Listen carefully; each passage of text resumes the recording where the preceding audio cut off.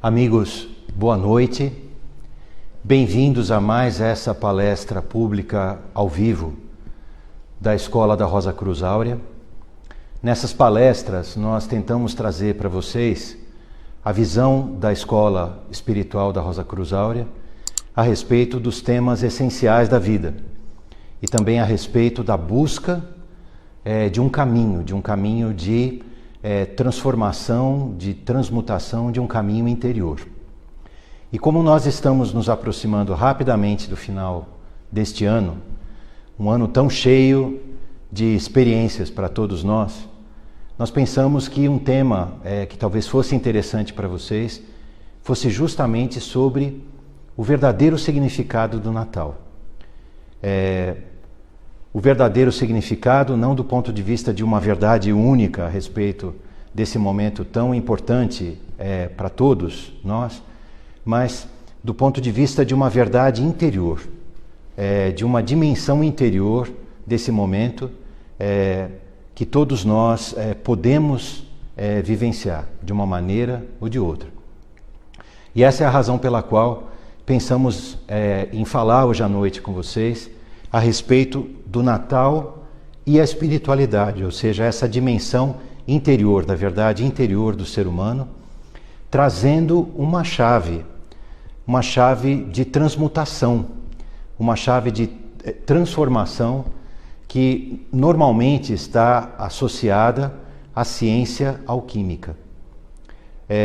Não uma alquimia do ponto de vista da transmutação dos metais exteriores, né, do chumbo em ouro, né, mas muito mais como a transmutação de todos os aspectos da nossa consciência e da nossa vida. Por isso, o tema de hoje à noite, Natal e Espiritualidade, o segredo da alquimia interior. Então, para abordar esse tema, nós gostaríamos de começar adicionando uma dimensão ao próprio simbolismo do cristianismo. O cristianismo, que nos toca tão diretamente, né, todos nós, povos ocidentais, é uma tradição riquíssima, maravilhosa. Não somente do ponto de vista histórico, não somente do ponto de vista da vivência e da tradição de todos os nossos povos que estão diretamente ligados a esse ensinamento, mas principalmente em relação à sua dimensão interior. Sendo assim, nós gostaríamos de contextualizar o cristianismo como uma das tradições daquilo que nós conhecemos como ensinamento universal. O ensinamento universal é a verdade manifestada no ser humano, que utilizou símbolos diferentes, linguagens diferentes, abordagens diferentes para tempos, povos, culturas e lugares diferentes. Todo esse mosaico maravilhoso que compõe o conhecimento interior, essa sabedoria interior de toda a humanidade é aquilo que a escola denomina de ensinamento universal. E é nesse contexto que nós gostaríamos de falar dos símbolos da tradição cristã. Ao longo dessa apresentação, nós gostaríamos também de fazer pelo menos um paralelo. Não seria possível traçar muitos paralelos, mas um deles, pelo menos, nós gostaríamos de traçar, que é o paralelo entre o ensinamento cristão e uma das suas principais fontes, que talvez não seja conhecido de algumas pessoas, que é a fonte egípcia. Porque o cristianismo, né, tendo nascido no povo hebreu, o povo hebreu teve uma influência direta pela sua vivência, pela sua história, como nós sabemos, né, diretamente do ensinamento egípcio. Não só de toda a tradição exterior, mas principalmente quando nós falamos de um caminho iniciático, quando nós falamos de um caminho de transformação, da sabedoria interior do povo egípcio. Então, nós gostaríamos de fazer alguns paralelos, não só com a alquimia, mas com o próprio ensinamento egípcio, que é uma das principais fontes alquímicas também. Nesse nível, então, ou nessa abordagem de discussão, nós gostaríamos, então, de tratar o cristianismo, né, do ponto de vista do simbolismo externo, ou seja, do cristianismo esotérico, com X, né, de ex, da raiz latina, que é fora, e trazendo todos esses símbolos para o aspecto esotérico, com S, que significa o aspecto interno. Então, o que nós gostaríamos de fazer com vocês nessa introdução desse nosso encontro é justamente alguns paralelos também daqueles símbolos que nós conhecemos exteriormente, né, pela tradição do ensinamento cristão, e o significado interno deles, pelo menos uma leitura a partir do ensinamento universal e do ensinamento da Rosa Cruz Áurea. Dessa forma, nós gostaríamos agora de focalizar mais precisamente o Natal. Uma primeira abordagem é o símbolo do Natal no mundo, né? Uma das maneiras assim, muito elevadas que os seres humanos se referem ao Natal ou à celebração do Natal é que ele simboliza o nascimento da luz para toda a humanidade num determinado momento. E esse símbolo principal, um símbolo maravilhoso, né, do nascimento da luz como uma possibilidade de transformação para toda a humanidade, do ponto de vista do ser humano, representa o nascimento da luz no ser humano. E quando nós pensamos no Natal dessa forma, ou seja, o momento do nascimento da luz no ser humano, isso significa que para um ser humano, o Natal, ou seja, o Natal interior, poderia ser celebrado a qualquer instante do ano ou da sua vida.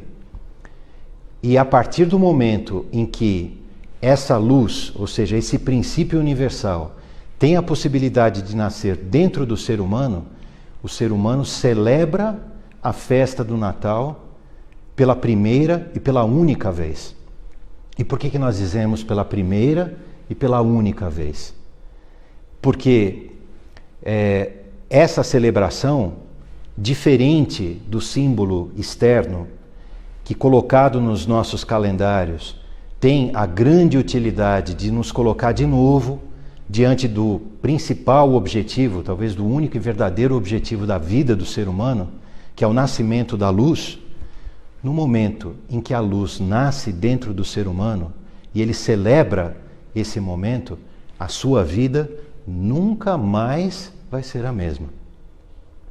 Porque esse ser humano se transforma, ainda que inconscientemente, ainda que intuitivamente, ainda que involuntariamente, ele se transforma num buscador de uma luz que começa a luzir como um princípio dentro dele, que nasce como um princípio dentro dele, e esse ser humano somente vai encontrar a verdadeira paz, a verdadeira felicidade, o verdadeiro repouso da sua consciência, ou simbolicamente falando da consciência da sua alma, quando a sua consciência e a sua vida se unificarem a esse princípio dessa luz universal.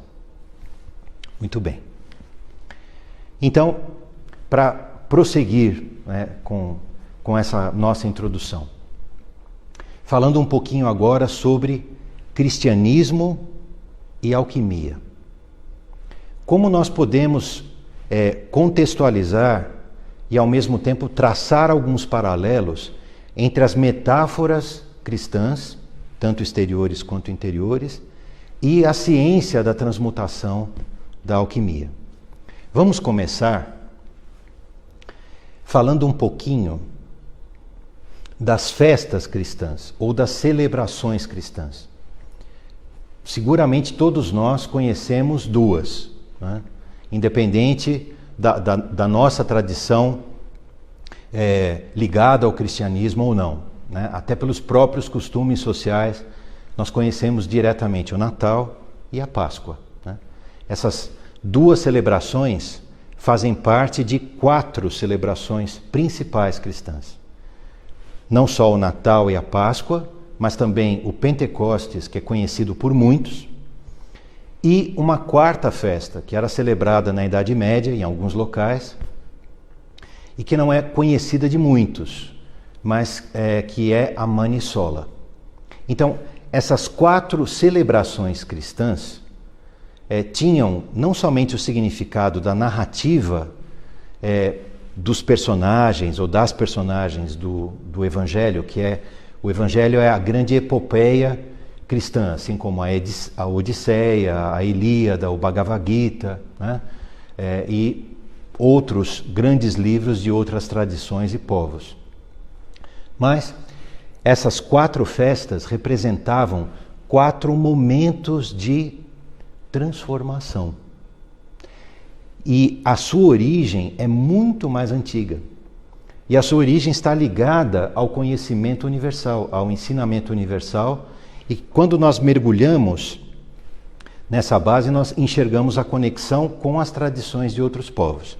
Vejamos, no hemisfério norte, que é onde essas tradições foram criadas, né? Nós aqui do hemisfério sul vemos isso ao revés, na natureza. Mas vamos pensar aqui na tradição criada lá no hemisfério norte, né? Então, o Natal está diretamente associado ao inverno, a Páscoa à primavera, o Pentecostes ao verão e a Manissola ao outono. O que essas 4 estações, além do símbolo óbvio da renovação da natureza, né? E não só da metáfora, mas da realidade maravilhosa da manifestação da natureza, né? Primavera, verão, outono e inverno, ou nesse caso, inverno, primavera, verão e outono, nessa ordem. Além disso, elas indicam um ciclo de transformação. Um princípio, um desenvolvimento, um desabrochar e um coroamento. Se nós pensarmos como um agricultor, e muitos desses símbolos foram criados quando a cultura humana, a linguagem humana, os símbolos humanos vinham diretamente da natureza, um agricultor semeia no inverno, quando a terra dorme. Aguarda com toda a esperança que essa boa semente germine na primavera, quando as flores começam a surgir, né? Quando a natureza começa a renascer do seu grande sono que teve ao longo do inverno. Essa semente que foi plantada, que germinou, ela então no verão cresce, né? E se torna uma planta robusta, forte, que vai ter suas flores, né? E as suas flores, depois de fecundadas, vão gerar os seus frutos. E os seus frutos vão amadurecer e se transformar em alimento. E daí a colheita. Então essas 4 festas, ou essas 4 celebrações, que vêm desde que a humanidade começou a se manifestar, porque elas são, na verdade, a manifestação da natureza, da grande ideia universal, da ideia divina que se manifesta através da natureza. Então, essas 4 festas, ou essas 4 celebrações, indicam esses 4 momentos de mudança. Só que nós falamos de um símbolo externo. Então, todas essas tradições traziam esse símbolo para dentro do ser humano. Então, significa que o Natal representa o momento onde a nossa consciência exteriormente dorme. Não que ela está adormecida, mas que ela está voltada para dentro. E nesse momento em que a consciência mergulha dentro de si, existe a possibilidade de que uma semente de algo completamente novo possa se manifestar pela primeira vez dentro do ser humano. Essa semente, quando a consciência amadurece, e começa a olhar para a vida de novo, ou seja, começa como se fosse a primavera, né? De dentro para fora agora. Quando ela começa a olhar para a vida de novo e aprender o verdadeiro significado da vida, essa semente então pode germinar na consciência e começar um processo de transmutação da consciência. E quando esse processo avança suficientemente e cresce, então uma transmutação real, uma transmutação da vida, portanto, novos frutos. O fruto representa o próprio ser humano, que é um rebento da árvore da vida, né? Então, esse ser humano pode se manifestar de uma maneira completamente diferente. E é por isso que nós também podemos enxergar nesses 4 momentos, nesses 4 eixos do cristianismo, da natureza, do ensinamento universal, a própria metáfora alquímica da transmutação. Então, o nigredo representa essa primeira fase, onde no recolhimento interior, uma semente é colocada na consciência. O albedo, né, representa a manifestação dessa nova consciência, a iluminação dessa nova consciência. A fase seguinte, conhecida como cauda de pavão ou citrinitas, né? Nós colocamos aqui talvez o nome mais simples e mais conhecido. Essa cauda de pavão é o quê? É o desdobramento das 7 cores do arco-íris. Por isso se fala de uma cauda de um pavão, aquela cauda iluminada com todos os matizes do espectro, da luz, né? Isso significa o quê? Que a consciência tem que construir uma ponte com os 7 estágios de transformação. O chumbo, o estanho, o ferro, o cobre, o mercúrio, a prata e o ouro. Espero ter falado 7. Se não falei, vocês me perdoam. Foi de cabeça. Então, essa ponte que é construída representam todos os aspectos do ser humano que vai ser transmutado, ou que precisa ser transmutado pelo albedo, ou seja, pela essa nova consciência de uma semente que germinou e que começa um novo ciclo de vida, né? E por último, o rubedo, que é a união do ouro com o sangue. Daí o nome rubedo, que significa ouro rubro. Então, aqui nós podemos compreender, né, o claro paralelo que existe entre o ensinamento esotérico com S, ou seja, o ensinamento interior do cristianismo, e a alquimia interior também. Prosseguindo agora, nós gostaríamos de encerrar com alguns elementos antes de abrir para as questões de vocês, para as perguntas de vocês, que nós adoraríamos endereçar dentro das nossas possibilidades, é claro. Nós gostaríamos então de falar um pouquinho dessa transmutação interior, dessa alquimia interior, trazendo agora uma breve síntese do aspecto interior do cristianismo, do seu paralelo com a sua origem egípcia, da questão alquímica e de uma maneira um pouco mais corrente, mais moderna, sobre como esse processo, que sempre existiu ao longo do tempo, deve ser compreendido no hoje e realizado pelo ser humano moderno no hoje, porque esse processo, o processo da transmutação, ele é algo que se manifesta no eterno presente. E nesse eterno presente, para o qual todos nós somos chamados, né, não existe diferença entre uma tradição antiga e a realidade que o ser humano vive agora, porque a essência da transmutação, a essência dessa mudança que precisa ser levada adiante é a mesma. Então, façamos aqui um paralelo com os 4 principais personagens. Existem muitos outros, né, muito importantes também. Nós estamos selecionando esses 4, que são os 4 principais personagens da epopeia cristã, ou seja, da narrativa interior do cristianismo, porque em realidade, e talvez isso não seja algo assim, claro para todos, por isso que a escola normalmente enfatiza isso. Quando nós compreendemos o cristianismo como um ensinamento interior, nós descobrimos que esses 4 nomes, Herodes, João Batista, Jesus e o Cristo, são diferentes aspectos da mesma consciência, da mesma vida humana. Ou seja, são diferentes fases que a consciência humana se manifesta e, através da manifestação da consciência humana, um estado de vida, né? Uma maneira de viver a vida, uma maneira de criar a vida dentro de si, ao redor de si mesmo, ela toma forma. Então, Herodes, João, Jesus e Cristo, em essência, são as diferentes fases do caminho interior do mesmo ser humano. Portanto, interiormente, não são personagens externos, são aspectos da nossa consciência, da sua consciência.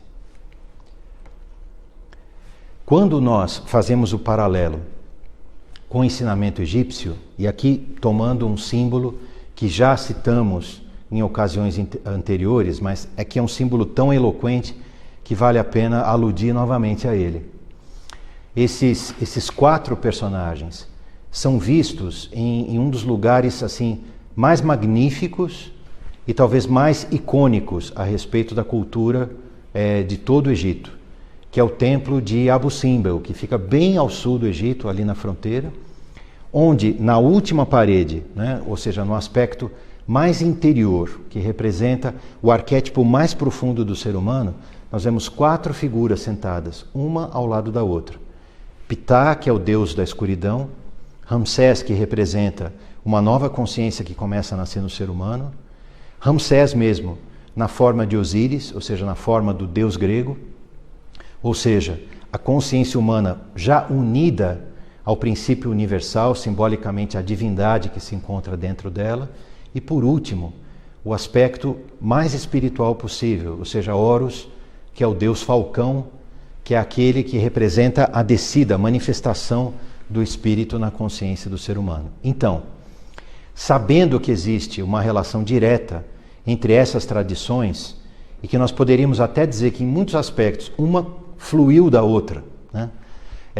Nós vemos aqui os 4 aspectos da consciência humana também na tradição egípcia, absolutamente espelhados na tradição cristã.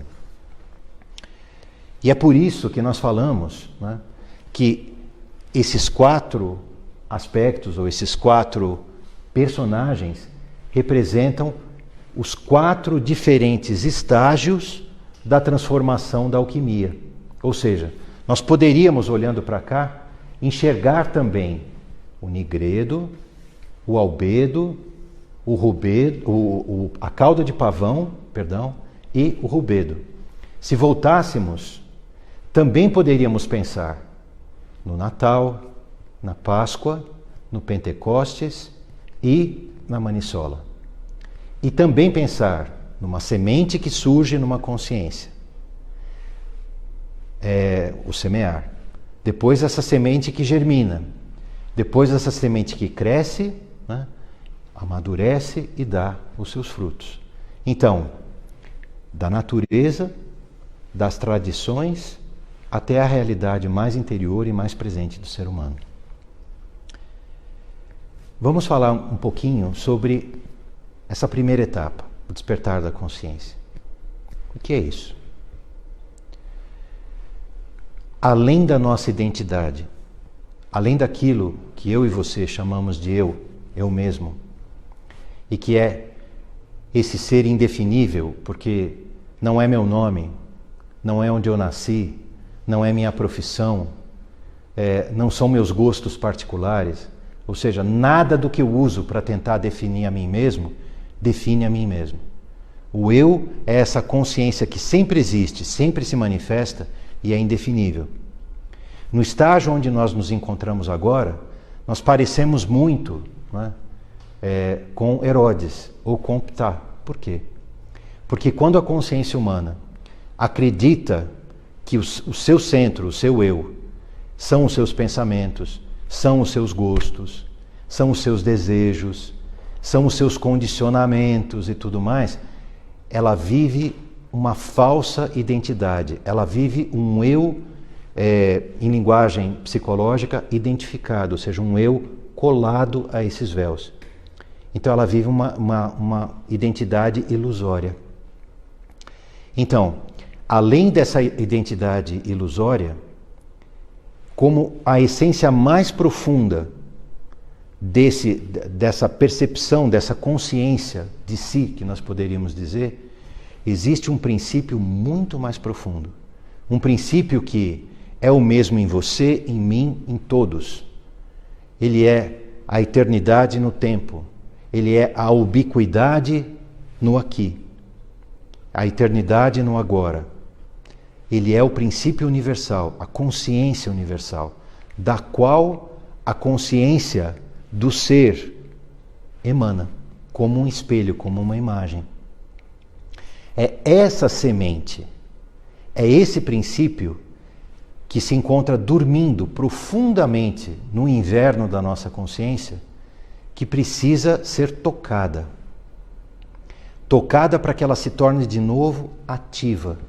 Ela ainda não germinou, mas ela já se torna ativa. E de um estado completamente latente e não manifestado, ela se torna ativa. E é como se fosse um chamado, como se fosse uma voz, né? Como se fosse uma força eletromagnética que mexe na bússola da nossa consciência e faz com que a bússola da nossa consciência, que funcionava tranquilamente com seu norte e sul, dos seus gostos e desgostos, né? Das suas preferências e daquilo que ela não lhe apetecia, não lhe atraía, essa bússola eletromagnética entra em convulsão. Ou seja, simbolicamente, Herodes, que é o rei, né, o rei eu dessa natureza, dentro dele desperta um princípio diferente. E esse princípio é um novo ser que se torna ativo. Né? Simbolicamente, na linguagem do Evangelho, uma nova criança nasceu. Ou seja, a semente de algo se tornou ativa dentro dele. E ele desesperadamente busca onde é, como é, por que é. Né? Porque o nosso eu, mesmo quando essa semente se torna ativa, a primeira reação é tentar retomar o controle da vida. A ordem, aquilo que me agrada, aquilo que me desagrada, a lógica do meu eu. Mas, como dissemos, a partir do momento em que essa semente se torna ativa, a semente da luz, a semente do universo, da eternidade no ser humano, a lógica do eu nunca mais vai funcionar do mesmo jeito. E o ser humano necessariamente se torna um buscador. Quando, e o paralelo de Herodes e Ptah, que é o deus da escuridão, que não é escuridão no sentido pejorativo, mas é o estado de consciência que é representado por isso. Ou seja, a luz não consegue iluminar diretamente essa consciência ainda. Existe um princípio de luz que se tornou ativo, mas ainda é invisível a consciência. É por isso que lá em Abu Simbel, por exemplo, a quarta estátua, que é a estátua de Ptah, mesmo nos solstícios, né, a luz do sol nunca consegue iluminá-la, de propósito. Ela ilumina as outras três. Então, esse despertar da consciência que marca o primeiro estágio, né, ele evolui na consciência humana. Se a consciência, de fato, der ouvidos a essa voz e parar de insistir na sua velha lógica egocêntrica. Então, ela começa um caminho de busca, e esse caminho de busca gera uma primeira transformação. Essa primeira transformação fala de duas coisas. Fala de uma nova consciência que surge, ainda não é uma consciência espiritual. É aquilo que nós poderíamos ainda denominar de uma consciência plenamente humana. Só que nessa consciência humana, essa semente ela já germinou. E ela passa a ser o motor principal da vida dessa consciência. Portanto, a busca se torna o eixo novo, o novo eixo. E tudo ao redor começa a ser colocado em função da busca desse objetivo principal da existência humana. É por isso que no simbolismo interior do cristianismo, esse segundo estágio é associado à figura de João o Batista, ou seja, de João, que significa a consciência humana. João significa isso. E Batista por quê? Porque ele anuncia algo que vem. E ele diz claramente, na linguagem mitológico-simbólica do cristianismo, olhando agora interiormente, né? Não sou eu, mas aquele que vem depois de mim. Ou seja, ele sabe interiormente, né, que não é a mera transformação inicial da sua consciência eu que deve ser o produto final. Intuitivamente ele sabe. E por isso ele ao mesmo tempo anuncia que algo muito maior tem que se manifestar dentro dele, né? Olhando agora a metáfora de dentro, né? Não como um personagem externo, mas como um estágio da consciência humana. E essa transformação o leva até um limite. Aquilo que nós lemos no Evangelho como o Jordão, que é um dos rios principais daquela região, onde morava o povo, onde se passou a epopeia cristã, o Jordão é um outro aspecto do mesmo limite que se estabelece. E outros rios e mares foram utilizados para representar esse limite da consciência humana. Os cristãos, né, associaram isso ao Jordão. O Jordão que é orientado de norte e sul. João se encontrava desse lado da margem, ou seja, na margem oeste, e ele olhava para a margem leste, de onde nasce o sol, de onde simbolicamente vem a luz do sol ou a nova luz dentro do próprio ser humano. Mas esse limite da consciência já foi indicado no passado, como o próprio rio Nilo, no Egito, como o Mar Vermelho para os hebreus, para a Idade Média, né, como o Oceano Atlântico, onde as pessoas faziam a peregrinação de Santiago de Compostela e iam até Finisterre, o fim da terra, o fim de tudo, né? E boa parte da própria busca do ouro que nós vimos aqui nas Américas, né, associado ao quê? A atravessar o continente e chegar do outro lado do grande continente, no grande mar, né, no Oceano Pacífico, talvez, em termos mais modernos, a indicação desse limite também. Então, essa nova consciência, que ainda é a consciência humana, mas onde essa semente, esse princípio universal, germinou e já gerou uma grande transformação, ela precisa chegar ao seu limite. E o que ela encontra nesse limite? Ela encontra a si mesma. No simbolismo interior, no simbolismo esotérico, né, João e Jesus não são necessariamente primos. Na verdade, eles são irmãos, ou eles são quase gêmeos. Por isso que eles nascem quase na mesma época. Por isso que a narrativa do nascimento é a mesma. Se nós pensarmos em Zacarias e Isabel, e José e Maria, eles são a cabeça e o coração do ser humano em aspectos diferentes. Mas o que precisa acontecer na consciência, né, para que nasça João, que é uma nova consciência, é nessa própria consciência que esse princípio, que é o outro lado de João, é o lado divino de João, que ele não vê ainda, que está além do eu de João, está além da fronteira do Jordão, simbolicamente é Jesus. É por isso que eles se encontram, um vindo de uma margem, outro de outra. É por isso que existe a travessia do Mar Vermelho. É por isso que existe o mundo dos vivos e o mundo dos mortos no Nilo, né? A grande busca pelo que existia além de Finisterre e assim por diante.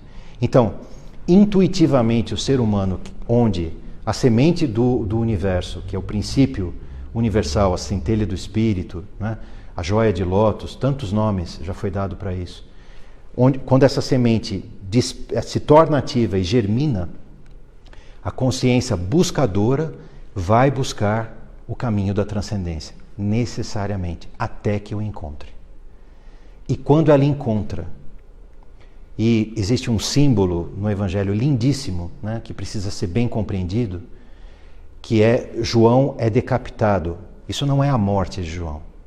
Quando nós compreendemos o aspecto interno desse simbolismo, isso representa que a consciência de João, representado pela cabeça de João, né, o núcleo da consciência humana, essa nova força, essa nova possibilidade, esse princípio que se encontra latente ou em manifestação ou em pleno crescimento em cada um de nós, ele precisa assumir o comando da consciência.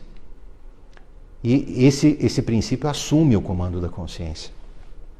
E além desse limite, então, se manifesta pela união do universal e do humano, do espírito e da consciência, ou do espírito e simbolicamente falando da consciência, a alma,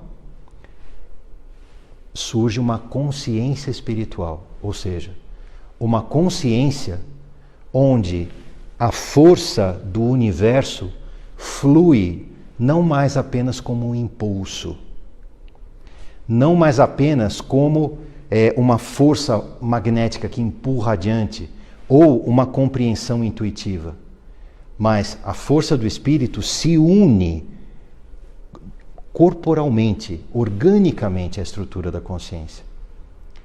E começa um processo de transmutação da consciência inteirinha, do aspecto da identidade, do aspecto da percepção ou da própria consciência e do aspecto da manifestação. Essa transmutação é representada, dentre muitos símbolos, pelo caduceu de Hermes.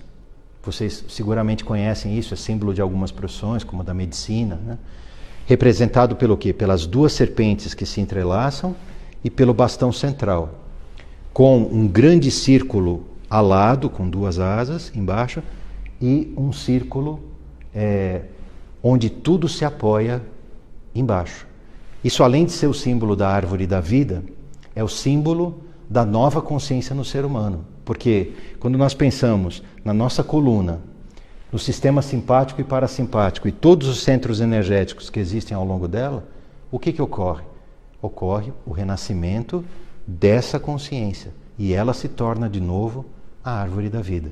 Por isso que essa nova consciência é associada ao símbolo, não à figura histórica, mas ao símbolo de Jesus, que representa a consciência universal divina em João, e a Osíris, que é a própria consciência de Ramsés, só que já tendo transcendido os limites da manifestação humana.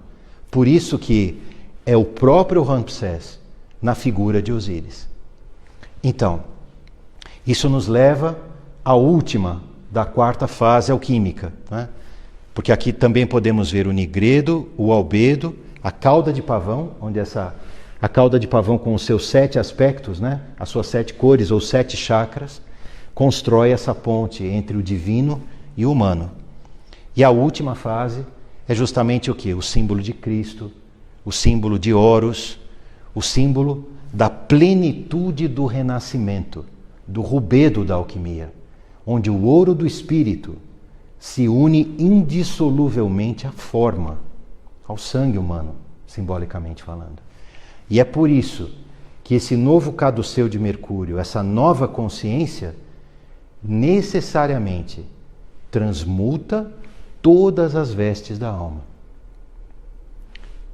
O que pensamos, o que sentimos, o que percebemos e o que fazemos. Mas não só mais nesse plano, que é o plano da consciência. Mas o corpo mental, que é a verdadeira veste dos nossos pensamentos e o veículo de manifestação do pensamento.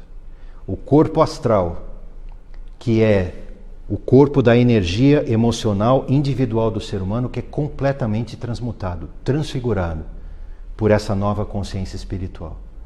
E a manifestação etérica e também a material. E é por isso que esse renascimento até o sangue é simbolicamente indicado no cristianismo como o renascimento de um ser humano. Um renascimento de um ser humano que, quando se une inteiramente a esse novo princípio, transmuta os seus 3 aspectos: espírito, alma ou consciência e corpo, representado por um intervalo de 3 dias. Então, todo o simbolismo do cristianismo, de todas as tradições do ensinamento universal, apontam sempre para quê? Para essa mesma possibilidade, esse mesmo caminho interior de transmutação. que simbolicamente começa com a celebração do Natal, que é a semente da luz que se torna ativa, que é colocada no coração da Terra, no coração do ser humano, que deverá despertar, germinar, crescer, florescer e se transformar num novo fruto unido ao próprio ser humano. Esse caminho, como nós dissemos, é o caminho que o ser humano pode trilhar no hoje. É o caminho do ontem, do hoje e do futuro, porque ele trata dessa realidade interior que sempre se manifesta e sempre se manifestará no ser humano.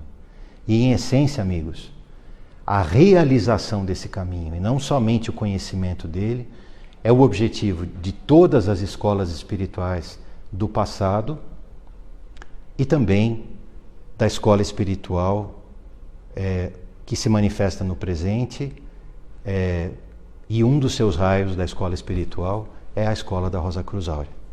Nós esperamos de todo o coração que essa exposição tenha servido, né, de alguma maneira para vocês, trazendo elementos de uma reflexão interior nesse momento desse longo ano tão rico, né, onde nós, chegando agora ao fim, aproximando-nos do fim, vamos também colher as experiências desse ano, e que isso possa nos levar de verdade, né, a nos colocar diante do verdadeiro objetivo da nossa existência. O objetivo que é a manifestação da luz, o nascimento da luz dentro de cada pessoa. Nós ainda temos tempo para perguntas, nós esperamos que vocês tenham questões, que tenham perguntas, e dentro das nossas possibilidades nós vamos tentar endereçá-las. De antemão, muito obrigado.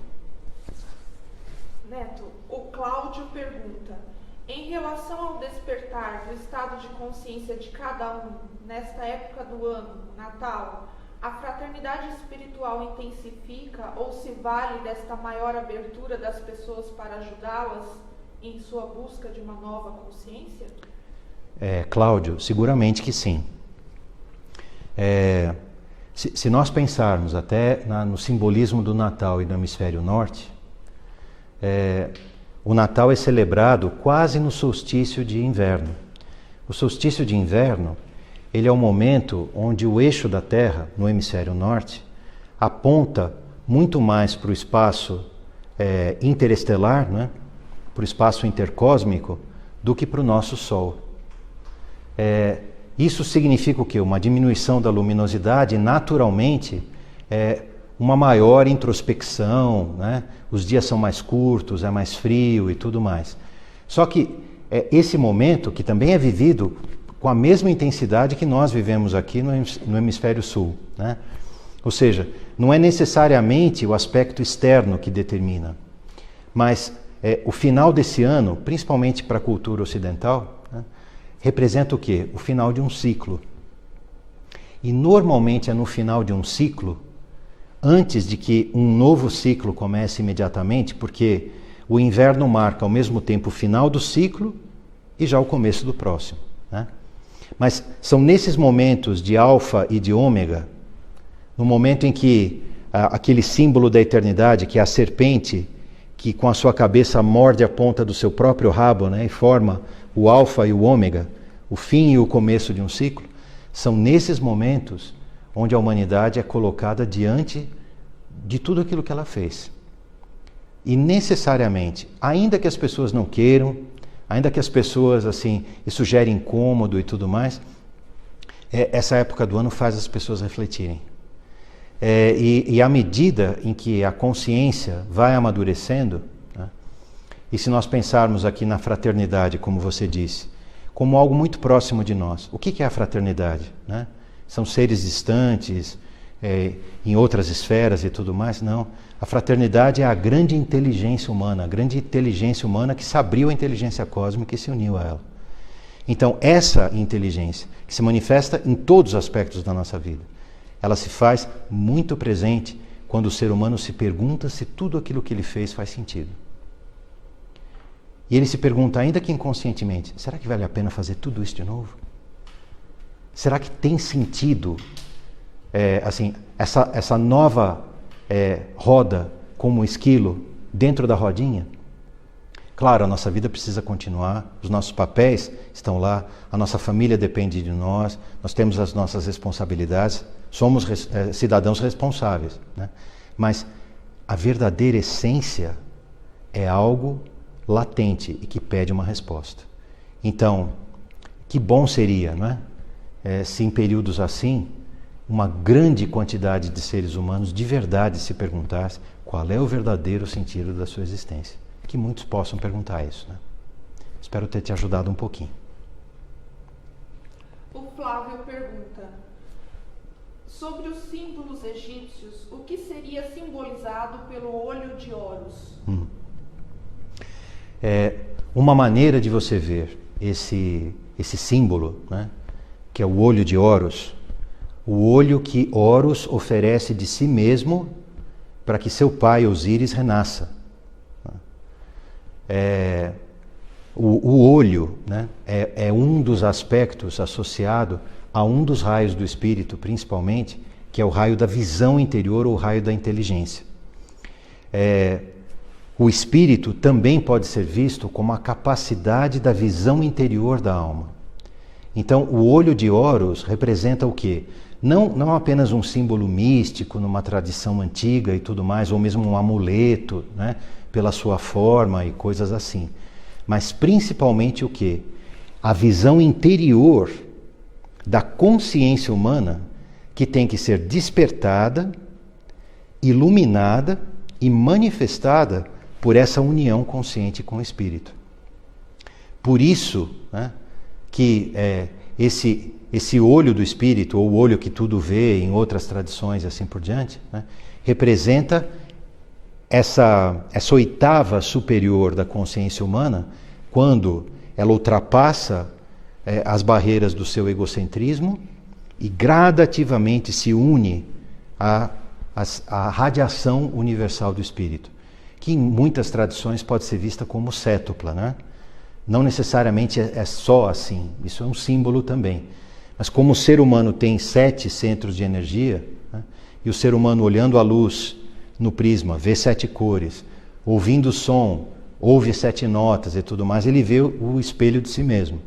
Então, essa é a manifestação, essa ponte do espírito que pode ser construída, e esse símbolo é a representação desse processo.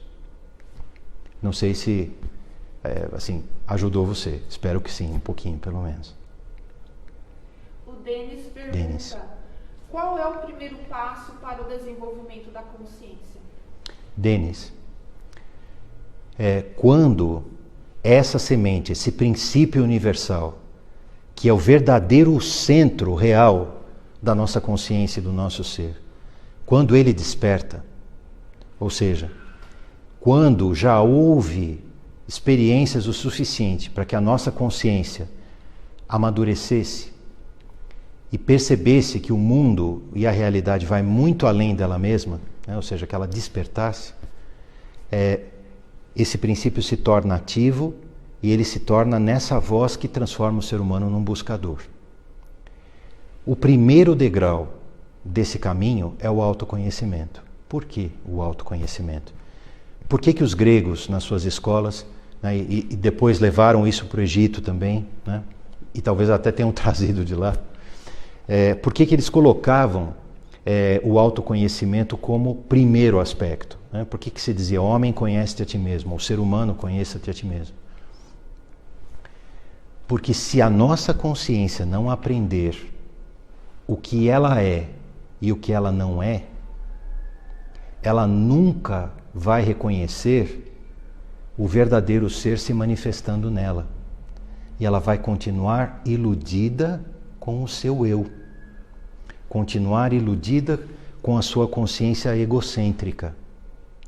Então, alguns exemplos. Nós conseguimos perceber a diferença entre a nossa consciência e os nossos pensamentos? Ou nós ainda acreditamos que uma coisa é a outra? Pior ainda, será que eu ainda acredito que eu sou aquilo que eu penso? Ou então que eu sou aquilo que eu sinto? Ou que eu sou as reações que eu tenho? Na verdade, todos esses aspectos, sim, fazem parte do nosso ser. Seus pensamentos fazem parte do seu ser, assim como seus sentimentos e as suas reações. Porém, eles não são o seu ser real. É a mesma diferença do bebê e do manto, da fralda, do casaquinho, do berço. Tudo isso são véus, tudo isso são invólucros. Mas nós vivemos como se esses invólucros fossem nós mesmos. Então, o autoconhecimento precisa ser o primeiro passo. E o primeiro passo, não no sentido que a gente deu um primeiro passo de autoconhecimento e depois vem uma iniciação assim, absolutamente assim, pirotécnica, né? Não é isso não. Quando nós falamos que ele é o primeiro passo, é porque é como se ele fosse o primeiro degrau da pirâmide. Quando você assenta a primeira pedra, para você colocar uma outra em cima, ela precisa estar firme. E para você poder adicionar mais e mais pedras em cima, ou seja, para a pirâmide poder crescer assim, o autoconhecimento, que é a base, precisa expandir muito. Então, ele é o primeiro passo, mas ele acompanha, aprofunda e se desdobra em todos os passos do caminho da iniciação. Não sei se ficou claro. O Cláudio pergunta: amar ao próximo como a si mesmo seria então uma grande evolução nesta nova consciência? Cláudio, aqui uma resposta com uma pitada de provocação, né? Não para você, mas para todos nós refletirmos. E essa resposta seria sim e não. Por quê? Porque depende do amor que a gente está falando. O amor verdadeiro, ou seja, o amor que não parte do meu ponto de vista, o amor que não classifica mais o mundo entre bom e mal de acordo com o ponto de vista do meu eu, se for esse amor livre, o verdadeiro amor do Espírito, que se uniu e transformou e libertou completamente a consciência dos seus auto-enganos, do seu egocentrismo, do seu aprisionamento e assim por diante, se for esse amor, e se com esse amor nós conseguirmos de verdade amar incondicionalmente o nosso próximo, sim. Então esse amor, eu diria para você, que ele não é nem um passo seguinte desse caminho, ele seria o coroamento desse caminho. Porque esse amor não seria nem mais uma qualidade, mas ele seria o próprio ser. O nosso ser teria se tornado nesse amor. E é para isso que todos nós que buscamos um caminho espiritual, mesmo sabendo claramente o quão distantes nós estamos disso, em cada experiência que nós vivemos na nossa vida, nós ansiamos por isso, como se fosse o verdadeiro ouro do Espírito, o verdadeiro tesouro do Espírito. Porém, quando eu tento, e aí falo de mim porque conheço isso bem em mim, quando eu tento amar o outro ou a outra com o meu amor, além de me colocar diante de uma missão quase impossível, eu coloco esses outros, em muitas situações, debaixo de uma grande carga de sofrimento. Porque o amor do meu eu, o meu amor egocêntrico, ou seja, o amor que é o oposto do ódio, o amor que coloca condição, o amor que fala, olha, eu te amo se, eu te amo quando, né? Ou eu te amava naquele momento. Ou seja, todas essas condições que nós colocamos para o amor, na verdade não é para o amor que a gente coloca. Nós colocamos por um sentimento de barganha. Eu te dou tudo se você me der tudo. Ou eu te dou isso se você me dá aquilo. Esse amor, que também é um sentimento elevado, que também é muito nobre, e que também leva os seres humanos adiante e a fazer coisas magníficas, na sua essência, mesmo o amor mais puro, nesse aspecto, ainda possui um rastro, ainda possui uma sombra do eu. Enquanto essa sombra se projetar, esse amor ainda não é o absoluto. Talvez nós tenhamos que crescer de amores em amores, né? Ou seja, de imagens refletidas do amor universal nessa tentativa do espelho ainda embaçado da nossa consciência, para perceber onde a nossa consciência ainda está embaçada, onde ainda ela coloca condição, onde ela ainda projeta uma sombra. Não para que a gente se apegue a essa dor, ou para que a gente coloque essa dor sobre os outros como um peso, mas que a gente vá lá, compreenda e transmute. É uma maneira de ver. Terminamos?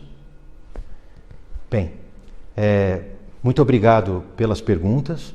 A gente agradece bastante a participação de vocês. Nós temos o objetivo de permanecer mais ou menos dentro de um intervalo de 1 hora, né? E estamos chegando aqui no final desse nosso encontro. Nós agradecemos então de coração a participação de todos vocês e gostaríamos de convidá-los não só para a próxima palestra pública ao vivo, que deve ocorrer daqui 15 dias, aqui pelo Face e pelo YouTube e outras mídias, né? Mas também para que vocês visitem as nossas páginas nas redes sociais, onde vocês têm os eventos, tem esses vídeos, mas também tem os livros da escola publicados gratuitamente. E lá, e também no nosso site, vocês encontram todas as informações a respeito dos nossos eventos, não só virtuais, mas também presenciais. De coração, mais uma vez, muito obrigado e uma boa noite a todos vocês.